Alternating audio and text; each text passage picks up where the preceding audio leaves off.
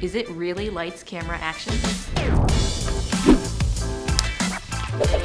Yes and no. It's actually block, light, shoot, which means that you block the scene first or figure out the choreography, light for that blocking, and then film it. But what really happens is that you do your blocking with your actors and some core crew members. The actors go into hair, makeup, and wardrobe while the crew lights and dresses the set. Everyone comes back after an hour or so and you do some rehearsals so that the director can give any notes and the crew can make any last minute adjustments. Then you roll.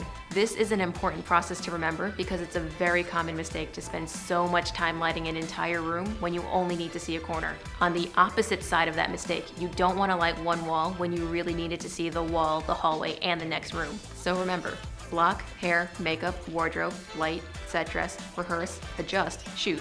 Or block, light, shoot. Let us know what else you'd like to learn about. My name is Natalie Chow, and I hope this has been a good tip for you.